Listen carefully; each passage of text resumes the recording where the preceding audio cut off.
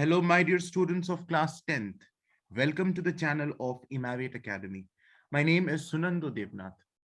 As you all are aware that I had started the very new course for your semester 2 portion of computer applications yesterday. I started with the unit arrays. This is a very important unit of your semester 2 examination of computer applications.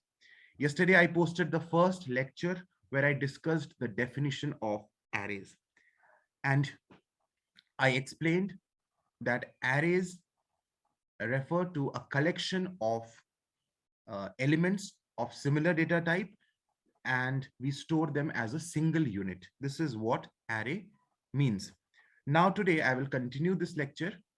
The first topic that we are going to continue in this lecture, lecture number 2, is declaration of an array. How do we declare an array? So now that we have understood what is an array, we will study what is the statement or the code to declare an array. Now, let us talk about variables. So variables के बारे में तुम लोग सब जानते हो, isn't it? We have say a variable n. हमारा एक वेरिएबल है, मान लो n, और उसका डेटा टाइप int है. तो अगर इस वेरिएबल को मैं ये करता हूँ, डिक्लेयर करता हूँ, तो मैं कैसे लिखूंगा? int n and a semicolon. So this is how I declare a variable. Now how do we declare an array? So suppose हमारा array का नाम a है, मान लेते हैं a है. So इस a को कैसे लिखूंगा, कैसे डिक्लेयर करूंगा? जैसे वेरिएबल को डिक्लेयर किया, array को भी डिक्लेयर करूंगा. हमारा array का नाम a है, और मान लो कि ये array इंटीजर वैल्यूज को स्टोर करता है.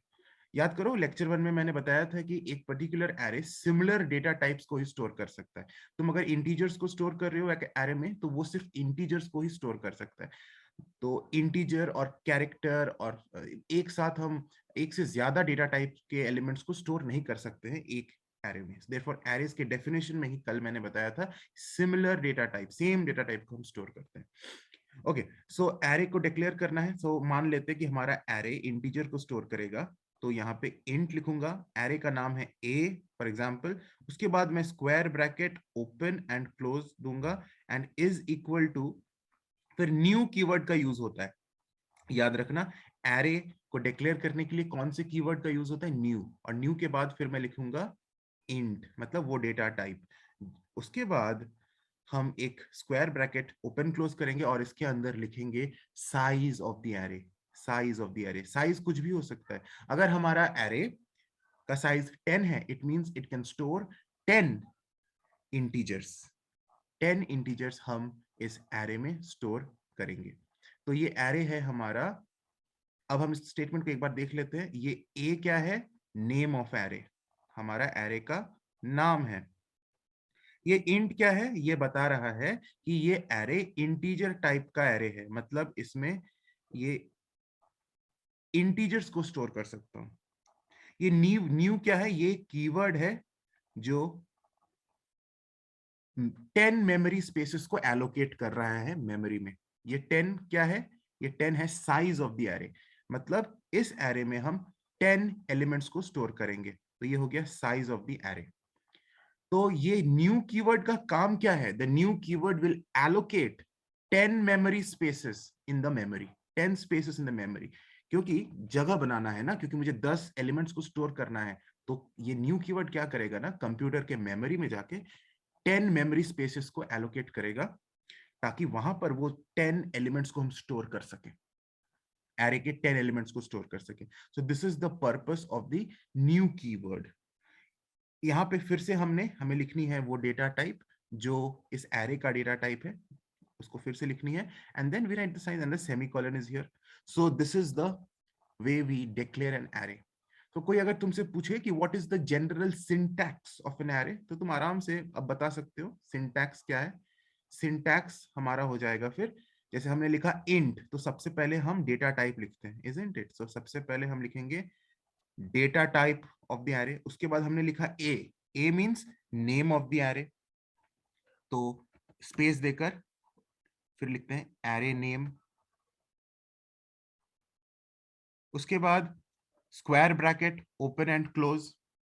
उसके बाद इक्वल टू, उसके बाद new keyword, and then the data type again.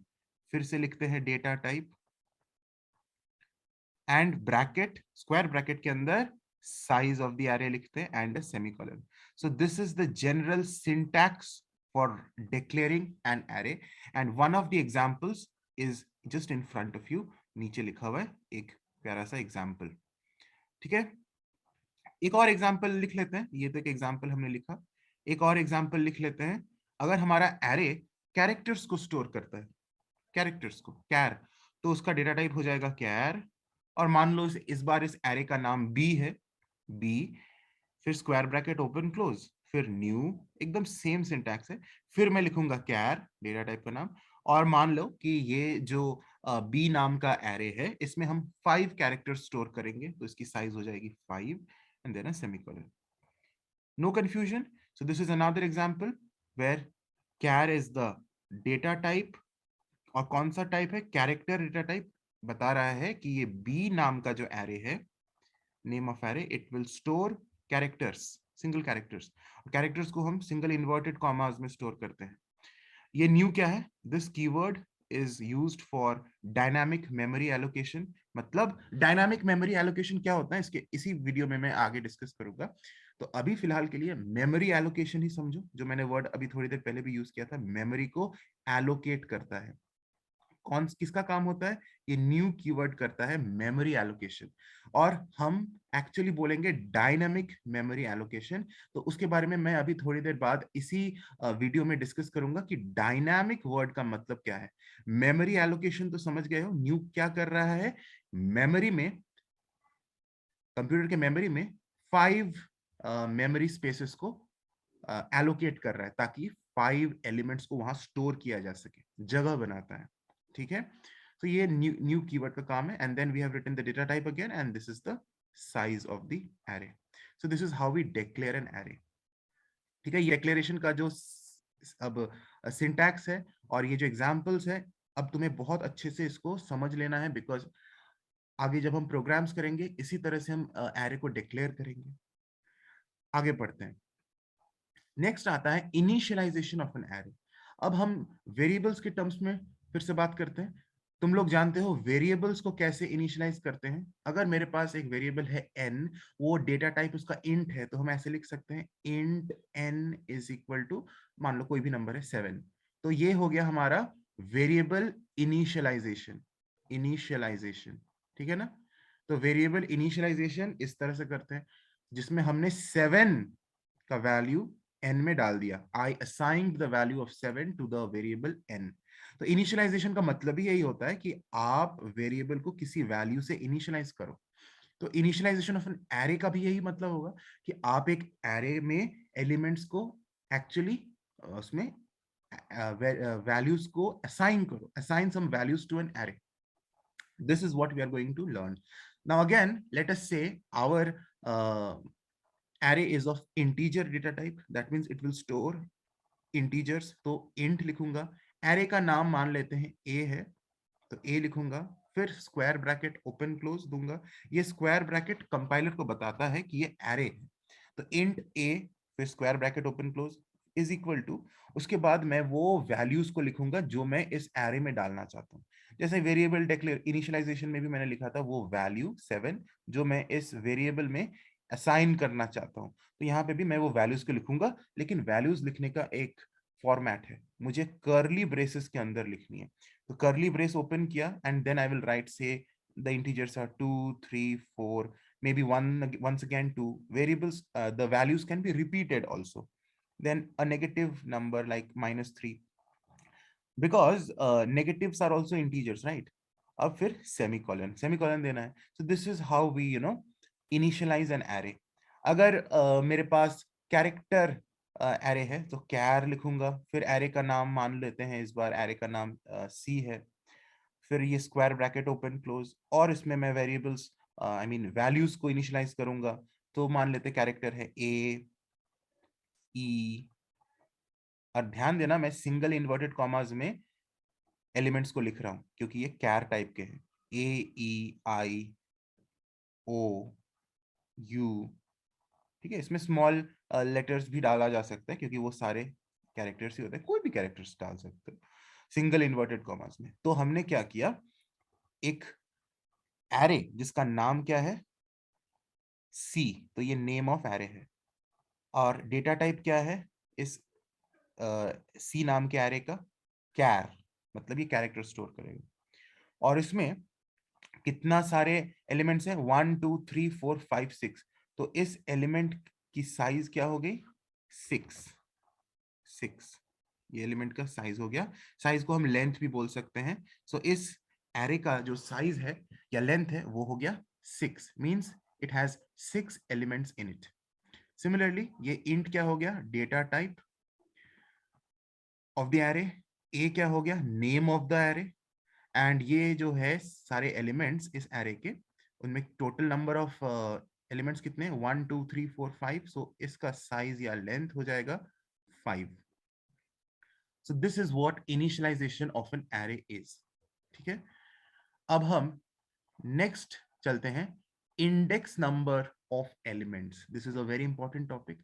क्या लिखा हुआ है, each and every element of an array has an index number. तो जितने भी एलिमेंट्स होते हैं एरे के, उसके उसका एक इंडेक्स, यूनिक इंडेक्स नंबर होता है। तो जैसे ये एक एरे ले लेते हैं फिर से, इंट ए, इसी तरह से हम इनिशियलाइज किए थे, अभी अभी हमने सीखा है। Suppose the values are 2 3 4 9 4, may be again a 3। सो these are the elements present in the array. If I ask you what is the length of the array, you will say, sir, length of this array is 5, because there are 5 elements, 1 2 3 4 5। तो इस array का size या length 5 है। इस array का नाम क्या है, a। मैं पूछूंगा इस array का डेटा टाइप क्या है, तुम बोलोगे int, यहाँ एक सेमीकोलन ऑब्वियसली देना है। अब इंडेक्स नंबर क्या होता है, ये जो फर्स्ट एलिमेंट है 2, इसका इंडेक्स नंबर हो गया 0। तो index numbers always starts with 0। 3 का इंडेक्स नंबर 1, इसी तरह से इसका 2, 4 का 3, एंड इस 3 का 4, मतलब 0 1 2 3 4। So each and every element of an array has an index number, and each and every element of an array is identified by it's index number. ठीक है, तो मुझे अगर स्पेसिफिकली इस 2 को पॉइंट करना है, इस 2 को पॉइंट करना है, तो मैं कैसे पॉइंट कर सकता हूं, मैं लिखूंगा a एंड स्क्वायर ब्रैकेट में 0। ए मतलब एरे का नाम, हमारा एरे का नाम क्या है, ए। ए, तो ए एरे में पहुंच जाएगा। एंड 0 का मतलब इंडेक्स नंबर, याद रखना इंडेक्स नंबर को स्क्वायर ब्रैकेट में ही लिखते हैं। ओके, तो ये ए एरे के 0 इंडेक्स नंबर पर जो एलिमेंट है वो है 2, तो यानी ये 2 को पॉइंट करेगा। This this particular a0 is pointing towards which element of the array, 2। उसी तरह से बच्चे मैं अगर लिखता हूं a4 को प्रिंट करो, a4, तो a4 is actually pointing towards which element, मतलब वो वाला एलिमेंट जिसकी इंडेक्स नंबर 4 है। तो किसका इंडेक्स नंबर 4 है, 3। इस 3 का इंडेक्स नंबर 4 है, तो that means a4 is pointing towards this 3, isn't it? अगर मैं लिखता हूं a3, यानी किसके तरफ पॉइंट कर रहा है, वो एलिमेंट जिसका इंडेक्स नंबर 3 है। तो किसका इंडेक्स नंबर 3 है, इस 4 की, तो ये इधर पॉइंट कर रहा है। अगर मैं लिख रहा हूं a2, a2 is pointing towards 9, because 9 का इंडेक्स नंबर 2 है। तो इस तरह से हम हर एक एलिमेंट के, हर एक एरे के एलिमेंट को एक्सेस कर सकते हैं, क्योंकि हर एक एलिमेंट का एक आइडेंटिटी होता है, वो उसके इंडेक्स नंबर से पहचाना जा सकता है। Isn't it so simple? And now you see how we will actually access the different elements of an array by using its index number. इसी टॉपिक पे अब हम आते हैं, accessing the values of an array। एक simple सा code fragment देखते हैं, एंड ये कोड फ्रैगमेंट बिल्कुल एग्जाम में आ सकता है in the form of give the output of the following code. तो इसी में एक क्वेश्चन की तरह लिखो इसको, तुम्हें बहुत इजीली समझ में आ जाएगा। Right the output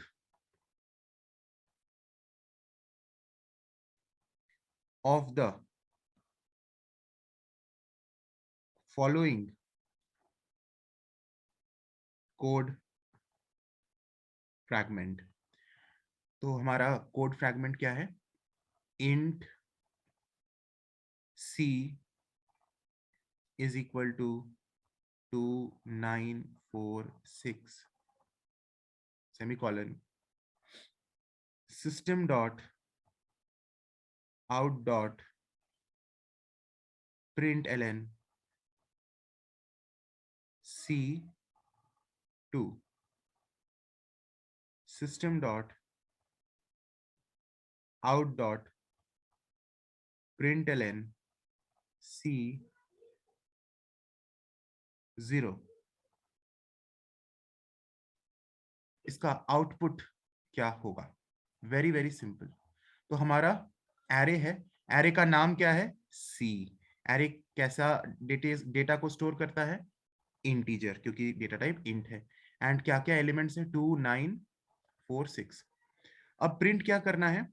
system dot out dot print L N C2, मतलब सी एरे में चले जाओ और 2 जिसका इंडेक्स नंबर है उस एलिमेंट को प्रिंट करो। कौन से एलिमेंट का इंडेक्स नंबर 2 है? तो 0 से इंडेक्स नंबर स्टार्ट होता है ना, तो ये 0 है, ये 1 है, ये 2 है, ये 3 है। यानी 2 is the index number of the element 4। तो ये यहाँ पे 4 प्रिंट हो जाएगा। 4 प्रिंट करने के बाद यहाँ ln है, यानी कर्सर नीचे लाइन में आ जाएगा। And system dot out dot print ln यहाँ पर C0, यानी 0 किसका इंडेक्स नंबर है? इस 2 का। तो यहाँ नेक्स्ट लाइन में 2 प्रिंट होगा, यानी 4 and 2 will be printed in 2 different lines. This is the output of this code fragment. This is how we are accessing the values in an array. Now accessing the values, इसी topic में हम क्या कर सकते हैं? किसी भी element को हम रिप्लेस कर सकते हैं by a different element. That means I can update an array. तो अब हम अपडेशन ऑफ एन एरे पढ़ेंगे। वो इसी टॉपिक का एक पार्ट है, accessing the values of an array. जैसे मान लेते हैं कि मुझे यहाँ पे ये जो एरे है 2946, लुक एट दी स्क्रीन, 2946। अब मान लो कि मुझे इस 4 को रिप्लेस करके इसमें मुझे 7 लाना है। ठीक है, I want to replace the 4 with 7। तो मैं इसी स्क्रीन में कर रहा हूं। फिर से क्वेश्चन लिखो, मैं इधर लिख रहा हूं। Write down another question. Right the output of the following code fragment. int c and then the elements are 2 9 4 6 system dot out dot print ln C2।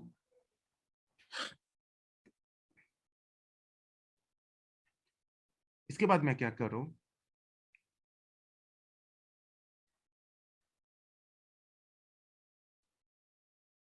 C2 is equal to 7 system dot out dot print ln C2।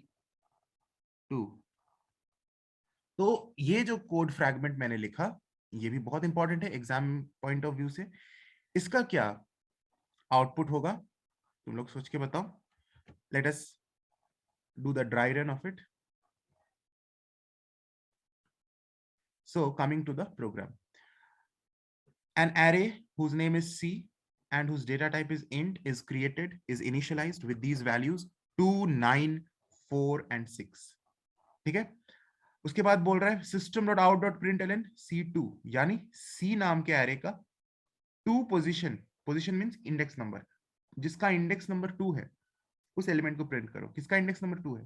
तो ये 2 का तो 0 है, 9 का 1 है, 4 का 2 है, 6 का 3 है। So index number of 4 is 2, यानी यहाँ पे सबसे पहला जो आउटपुट हमारा आएगा वो आएगा 4, क्योंकि 4 का इंडेक्स नंबर 2 है। उसके बाद मैं यहाँ क्या कर रहा हूँ ना, अपडेट कर रहा हूँ न्यू वैल्यू C2। C2 मतलब वो वैल्यू या वो पोजीशन जिसकी इंडेक्स नंबर 2 है, उसमें अब 7 को असाइन कर दो। That means in the computers memory what will happen, this 4 जिसकी इंडेक्स नंबर 2 थी वो अब रिप्लेस हो जाएगा। एंड किस वैल्यू से रिप्लेस हो जाएगा? 7 से। यानी अगर कंप्यूटर का ये मेमोरी है तो कंप्यूटर मेमोरी में C0 के पोजीशन पर 2 था, C1 के पोजीशन पर 9 था, C2 के पोजीशन पे 4 था एंड C3 के पोजीशन पर 6 था। 2946। ये जो कोड एग्जीक्यूट हुआ 2 वाले इंडेक्स नंबर जिसका था वो अब 7 से रिप्लेस हो जाएगा। मीन C2 अब 4 नहीं होगा, so I will erase the 4 and I will put 7 over here. And now system.out.println C2 अब C2 को print कर रहा है, so the new value of C2 is 7 and it will be printed in a different line because ln was there here, so cursor नीचे चला गया था. So now you see the output is 4 7. This is how we can access the values in an array. So अभी हमने क्या सीखा कि कैसे हम इंडेक्स नंबर का यूज करके वैल्यूज को हम एक्सेस कर सकते हैं, वैल्यूज को हम मैनिपुलेट कर सकते हैं, उसको प्रिंट कर सकते हैं या अपडेट कर सकते हैं. This is an important concept. Alright, now next topic. तो अपडेटिंग ऑफ एन एरे मैंने ऑलरेडी अभी बता दिया है, that we discussed in the previous slide itself.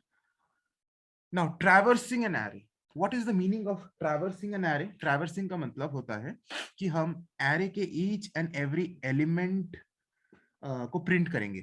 This is what generally meant by traversing an array. तो देखो यहाँ पर मैंने एक प्रोग्राम लिखा है, इसको मैं सबसे पहले तो इसका ड्राई रन समझा देता हूँ, बहुत इजी है. और इस प्रोग्राम को मैं अभी BlueJ एनवायरनमेंट में रन करके भी तुम लोगों को दिखाऊंगा, इसका आउटपुट लाकर दिखाऊंगा. सो सबसे पहले हमने एक ये फुल प्रोग्राम है. Okay, this is not a code fragment, this is the complete program. इसको तुम नोटबुक में जरूर लिखना एंड अपने कंप्यूटर में BlueJ में इसको जरूर रन करना.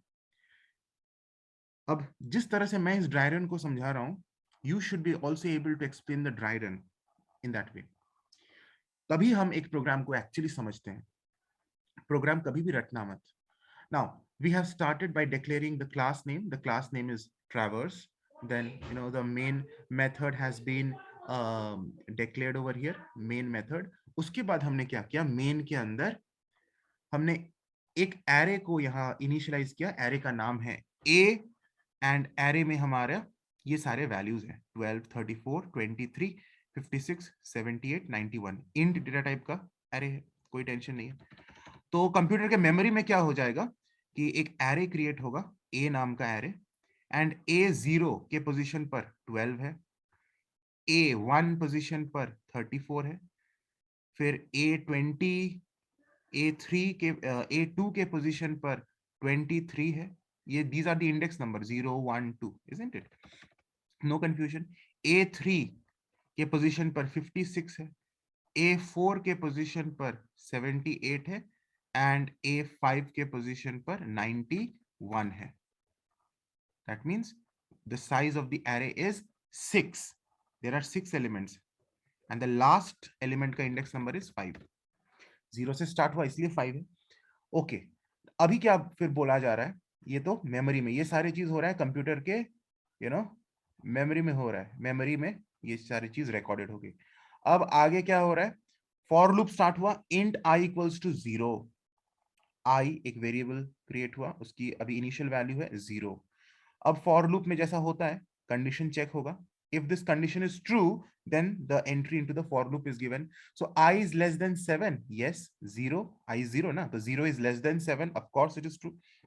So the entry into the for loop is made. और for loop के अंदर जाकर क्या लिखा हुआ है, system.out.println AI, मतलब A नाम के एरे में ith इंडेक्स नंबर. तो I मतलब अभी 0, तो मतलब A0. अभी इसका क्या मतलब है, I का मतलब तो 0 है अभी. दैट मीन्स A0 को प्रिंट करो. तो A0 में अभी क्या है, 12. तो यहाँ पे आउटपुट में क्या आ जाएगा, let me right the output here. Output में क्या आएगा, 12. उसके बाद ln है, इसलिए कर्सर नेक्स्ट लाइन में चला जाएगा. नेक्स्ट लाइन में कर्सर जाएगा. उसके बाद क्या है, यहां से फिर यहाँ गया, यहां से ये लूप है ना, फिर ये अपडेट एक्सप्रेशन में जाएगा. फॉर लूप ऐसे ही वर्क करता है ना, मैंने ये पहले ही एक्सप्लेन कर दिया है फॉर लूप का कॉन्सेप्ट. तो I प्लस प्लस हो गया, मीन्स I बिकम्स 1. फिर ये कंडीशन में जाएगा 1 is less than 7, yes this is still true, entry into the loop is made again. फिर लिखा हुआ है system dot out dot println A I, अब आई का वैल्यू क्या है 1 है, यानी ए वन को प्रिंट करो, दैट मीन्स 34 को प्रिंट करो। सो अभी 34 प्रिंट हो जाएगा। फिर यहाँ पे आया कर्सर, यहाँ से फिर ऊपर गया, I plus plus I becomes 2, and then 2 is less than 7, of course 2 is less than 7, then again entry into the for loop is made, फिर से वही चीज हुआ, ए आई को प्रिंट करो, मींस A2, आई का वैल्यू अभी 2 है, सो A2 को प्रिंट करो, A2 is 23, so 23 is printed. And in this way you will see that each and every element of the array gets printed. 12 print हुआ, 34 प्रिंट हो गया, 23 प्रिंट हो गया। फिर ये ऊपर जाएगा, आई का वैल्यू 3 होगा, फिर A3 का वैल्यू प्रिंट होगा 56, फिर ये ऊपर जाएगा, आई का वैल्यू आई प्लस प्लस होकर 4 हो जाएगा, तो A4 प्रिंट होगा, मतलब 78 हो जाएगा, 78 प्रिंट हो जाएगा।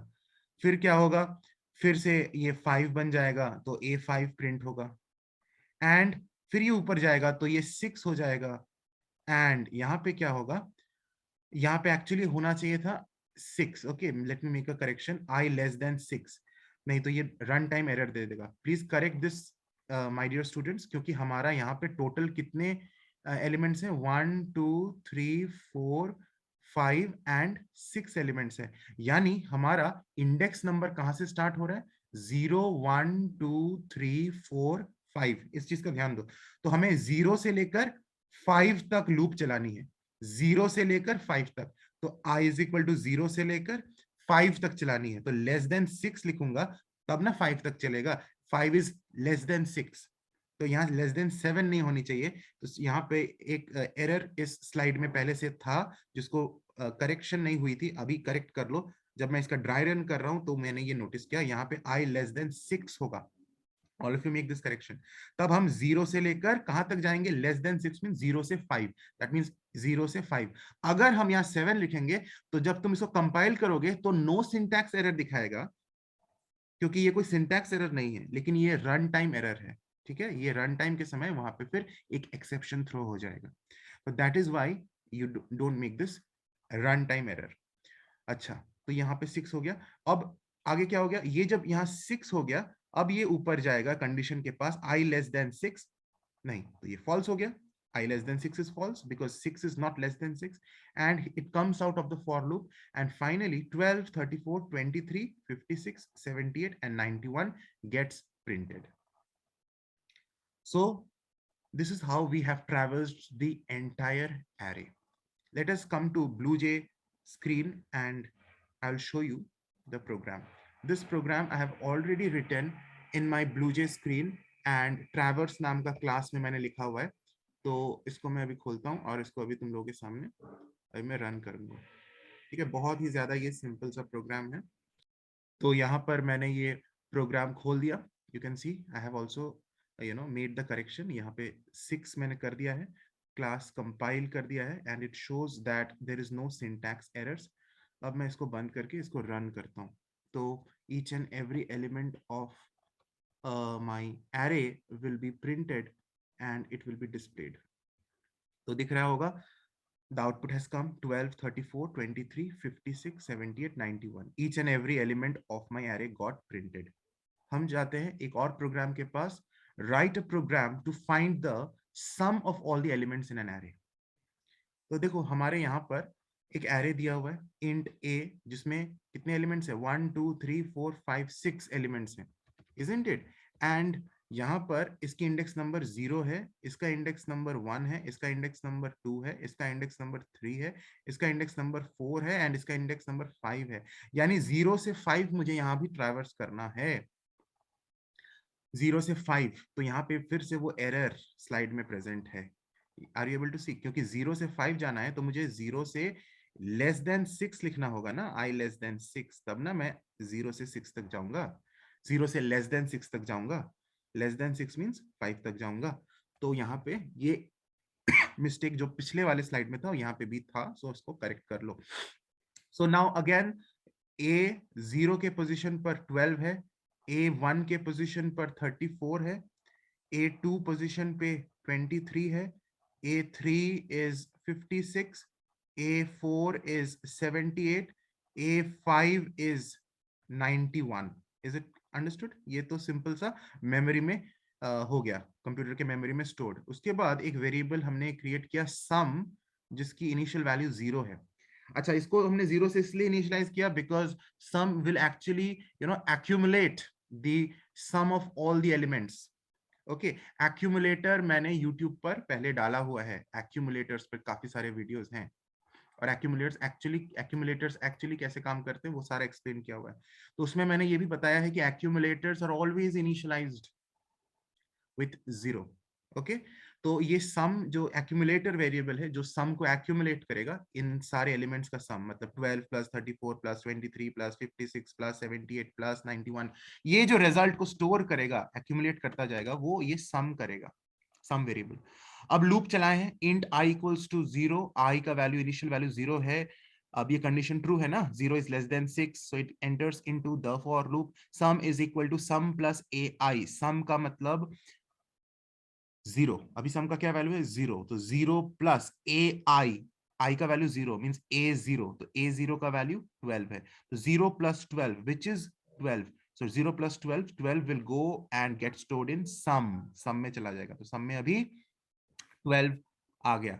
अब इसके बाद क्या होगा, इसके बाद फिर ये अपडेट एक्सप्रेशन में जाएगा, लूप के अपडेट एक्सप्रेशन में, यहां से आई प्लस प्लस, आई का वैल्यू हो गया 1, एंड 1 होने के बाद फिर कंडीशन चेक होगा, 1 इज लेस देन 6, जी हाँ it is less than 6, so sum is equal to sum plus A I. इस बार सम का वैल्यू क्या है, 12 है, तो यहाँ 12 प्लस ए आई का वैल्यू 1 है, that means it is A1, and A1 में 34 है, सो अभी 12 प्लस 34 को वो स्टोर करेगा, वट एवर इट इज। सो यहाँ पे ये 44 को स्टोर कर देगा, 12 प्लस 34 इज 46, 46 को स्टोर कर देगा। नाउ, तो एक चीज ध्यान दिया तुम लोगों ने कि एक्यूमुलेट हो रहा है कि नहीं, 12 प्लस 34 ऐड हुआ कि नहीं, और कहां स्टोर हो रहा है, सम, तो सम is accumulating the values, isn't it. फिर यहां से ये ऊपर जाएगा, एक्यूमुलेट करने के बाद इस ब्रेस से ऊपर आई बिकम्स 2,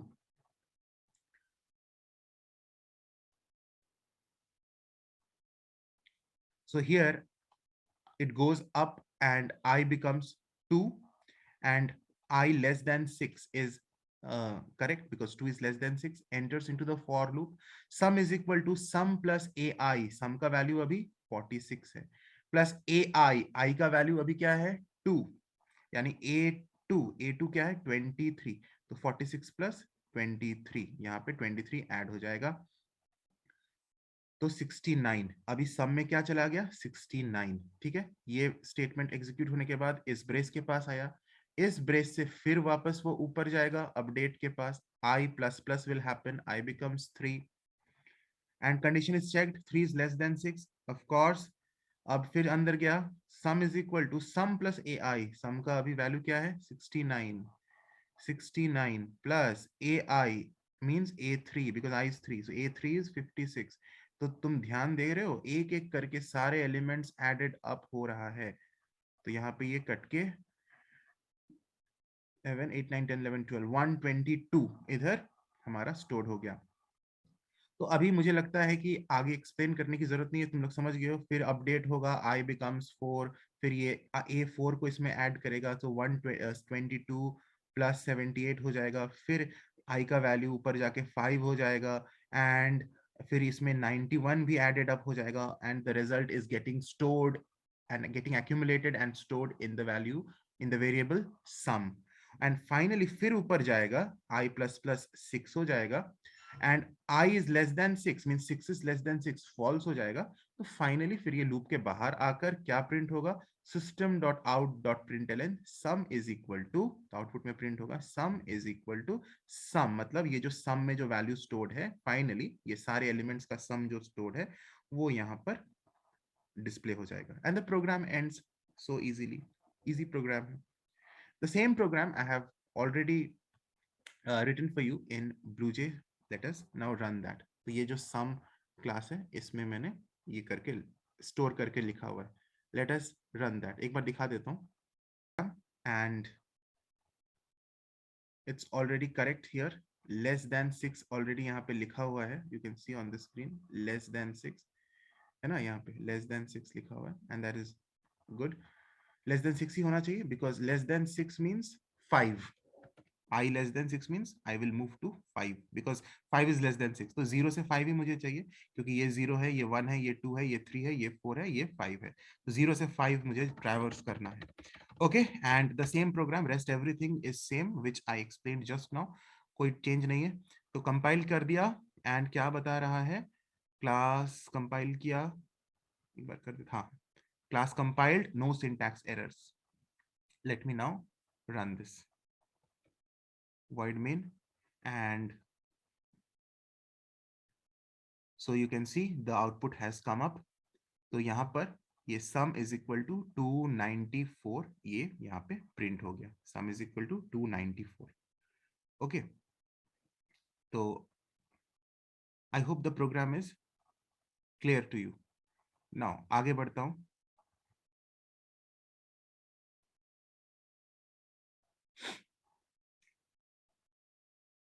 अब एक बात होती है, जावा एरेज आर डायनामिक। ये जो वर्ड मैंने अभी शुरुआत में भी यूज किया था, dynamic. So what is the meaning of Java arrays are dynamic? तो डायनामिक मेमोरी एलोकेशन जो वर्ड यूज किया था, वो तुम्हें अभी यहाँ क्लियर हो जाएगा। क्या लिखा हुआ है? The size of an array can be specified when it is being executed, means during run time. हम एरे का जो साइज है, साइज बोले तो, साइज बोले तो क्या माय डियर स्टूडेंट्स? ये वाला नंबर जो यहाँ पे हम लिखते हैं, एकदम बिगिनिंग में जाता हूं मैं। साइज बोले तो क्या, यहाँ पे जो मैं साइज लिखता हूँ, ये जो 10 यहाँ दिख रहा है ना, या फिर ये 5, तो ये जो साइज मैं लिख रहा हूँ, ये मैं रन टाइम के समय में भी मैं इसको यहाँ पे ले सकता हूँ, मेंशन कर सकता हूँ रन टाइम के समय। एक एग्जांपल से समझाऊंगा ना तो तुम्हें क्लियर हो जाएगा। जैसे इसी स्लाइड में वो एग्जांपल भी है, इस पे ध्यान दो। तो क्या लिखा हुआ है? The size of an array can be specified when it is being executed, that means at run time. This is the meaning, when this is the meaning of this statement, that java arrays are dynamic in nature. अब एक example से देखो, int n एक variable create हो गया, int data type का, जिसका नाम है n। फिर स्कैनर क्लास का यूज किया गया, क्योंकि स्कैनर से हम इनपुट लेंगे। तो क्या इनपुट लिया जा रहा है? Enter the size of an array. तो size of an array user से हम ले रहे हैं, तो यूजर बोलेगा कि मुझे 6 एलिमेंट्स वाला एरे चाहिए या 7 एलिमेंट्स वाला एरे चाहिए, mean size of the array 6 है या 7 है। So that value which the user enters will go and get stored in n। तो n is equal to sc.nextInt। ये जो n यूजर देगा, ये तो प्रोग्राम के रनिंग के समय देगा ना। प्रोग्राम में तो ऑलरेडी n का वैल्यू हमें नहीं पता है, क्योंकि हमने यूजर से लेनी है ये n का वैल्यू। तो during the program is under execution, means program जब रन हो रहा है, उस समय n का value will be given by the user. अब हमने इसी n को नेक्स्ट स्टेप में क्या किया है? साइज बना दिया है। एक वैल्यू, एक एरे को हमने डिक्लेयर किया है, int a square bracket is equal to new int. फिर जहां साइज हमें लिखनी है, वहां हमने n लिख दिया है, and this is very much acceptable and allowed in Java. तो रनिंग के समय n का वैल्यू आया, प्रोग्राम जब रन हो रहा था, एंड रन के समय ही हमने इस n को यहाँ एज अ साइज हमने यहाँ पे डाला, and this is known as dynamic allocation of the memory. कि प्रोग्राम जब रन हो रहा है, उसी समय जगह भी एलोकेट हो रहा है एलिमेंट्स के लिए, एरे के एलिमेंट्स के लिए। तो यूजर अगर n का वैल्यू 5 इनपुट करेगा, तो रन टाइम के दौरान ही 5 memory spaces will be allocated by the new keyword in the computer's memory. And this is what Java arrays are dynamic, this statement means. ठीक है, तो आज हम लोग इस लेक्चर में, लेक्चर 1 में इतना करते हैं। आज के लिए काफी है, and we will continue from lecture 3 very soon. ठीक है, God bless you, take care everyone.